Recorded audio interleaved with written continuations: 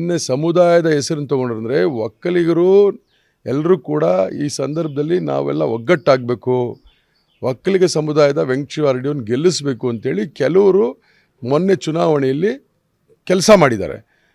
ಹೌದಪ್ಪ, ಇವತ್ತು ಗೆಲ್ಲಿಸ್ಕೊಂಡಿದ್ದೀರಿ, ನನ್ನನ್ನು ಸೋಲಿಸಿದ್ದೀರಿ, ನೀವು ಅವತ್ತೆಲ್ಲ ಮಾತಾಡಿದ್ರಲ್ಲ, ಇವತ್ತು ಎಲ್ಲೋಗಿದ್ದೀರಿ? ಈ ಕೆರೆಗಳಿಗೆ ನೀರು ಬರ್ತಾ ಇಲ್ಲ, ಈ ರೈತರಿಗೆ ಅನ್ಯಾಯ ಆಗ್ತಾ ಇದೆ, ಈ ರೈತರಿಗೆ ಕೆಲವು ಸವಲತ್ತುಗಳು ಸಿಗ್ತಾ ಇಲ್ಲ. ಇವತ್ತು ನೀವೆಲ್ಲ ಹೋಗಿ ವೆಂಕಟಶಿವಾರೆಡ್ಡಿ ಹತ್ರ ಕೆಲಸ ಮಾಡಿಸಿ ಅಂತ ಕೇಳಿದ್ದಾರೆ. ತಪ್ಪೇನಿದೆ ಅದರಲ್ಲಿ?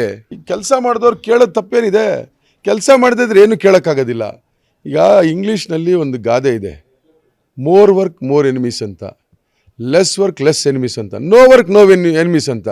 ಈಗ ಏನಾಗ್ಬಿಟ್ಟಿದೆ, ರಮೇಶ್ ಕುಮಾರ್ ಅವ್ರು ಹೆಚ್ಚು ಕೆಲಸ ಮಾಡಿದ್ರಿಂದ ಅವ್ರಿಗೆ ಹೆಚ್ಚು ವಿರೋಧಿಗಳು, ಅವ್ರು ಕಡಿಮೆ ಕೆಲಸ ಮಾಡಿದರೆ ಕಡಿಮೆ ವಿರೋಧಿಗಳಿರ್ತಾಯಿದ್ರು. ನಮ್ಮ ವೆಂಕಟಶಿವಾರೆಡ್ಡಿ ಸಾಹೇಬ್ರ ಥರ ಏನು ಕೆಲಸ ಮಾಡಿದ್ರೆ ವಿರೋಧಿಗಳೇ ಇರ್ತಾ ಇರಲಿಲ್ಲ. ಹಂಗಾರೆ ಕೆಲಸ ಮಾಡದಿರೋದೇ ಒಳ್ಳೇದು. ಇವತ್ತು ನೋಡಿ, ನಾನು ಕೂಡ ಒಕ್ಕಲಿಗ ಸಮುದಾಯದಿಂದ ಅಂತ ಬಂದಂಥವನು.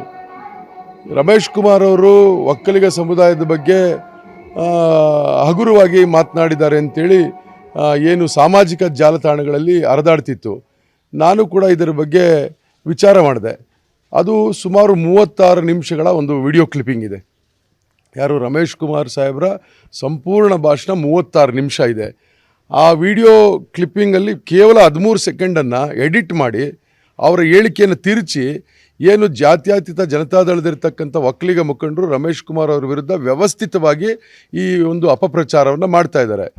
ಅವರಲ್ಲಿ ಹೇಳಿರ್ತಕ್ಕಂಥದ್ದು ಏನು ಅಂದರೆ, ನೋಡಿ, ನಾನು ಬ್ರಾಹ್ಮಣನಾಗಿ ಹುಟ್ಟಿದ್ದೀನಿ, ನಾನು ಬ್ರಾಹ್ಮಣನಾಗಿ ಹುಟ್ಟಬೇಕು ಅಂತ ಅರ್ಜಿ ಹಾಕ್ಕೊಂಡಿರಲಿಲ್ಲ, ಅಥವಾ ನಾನು ಇವತ್ತು ನನ್ನ ಜಾತಿಯನ್ನು ನಾನು ಬದಲಾವಣೆ ಮಾಡೋಕ್ಕಾಗೋದಿಲ್ಲ. ಒಕ್ಕಲಿಗರು ಅಂತ ಹೇಳ್ತಾರೆ.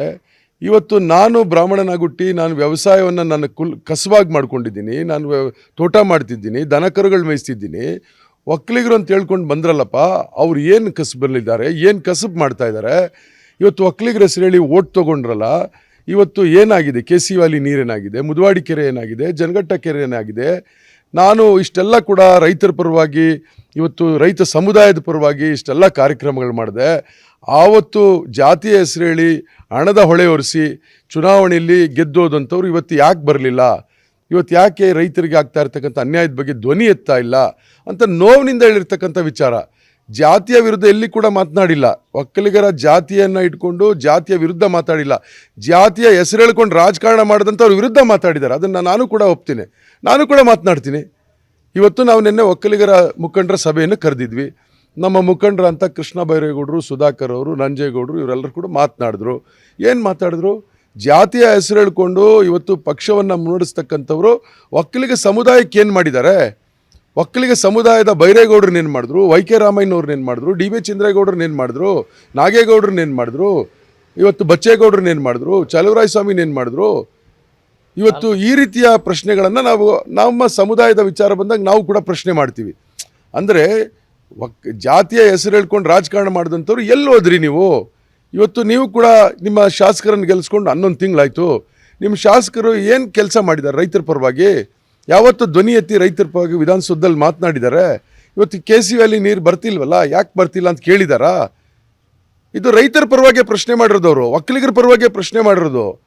ಆದರೆ ಅದನ್ನು ತಿರ್ಚಿ 36 ನಿಮಿಷಗಳ ಭಾಷಣದ ಒಂದು ವಿಡಿಯೋವನ್ನು ತಿರ್ಚಿ ಕೇವಲ 13 ಸೆಕೆಂಡನ್ನು ಅವರು ಅದನ್ನು ಎಡಿಟ್ ಮಾಡಿ ಈ ರೀತಿ ಅಪಪ್ರಚಾರ ಮಾಡ್ತಕ್ಕಂಥದ್ರಿಂದ ಇದೆಲ್ಲ ಕೂಡ ಅವರ ತೇಜೋವಧೆ ಮಾಡ್ದಂಗೆ ಆಗ್ತದೆ. ಇದನ್ನು ನಾವೆಲ್ಲ ಕೂಡ ಏನು ರಮೇಶ್ ಕುಮಾರ್ ಜೊತೆಯಲ್ಲಿರ್ತಕ್ಕಂಥ ಒಕ್ಕಲಿಗರು ನಾವೆಲ್ಲ ಇದನ್ನು ತೀವ್ರವಾಗಿ ಖಂಡಿಸ್ತೀವಿ ಕೂಡ.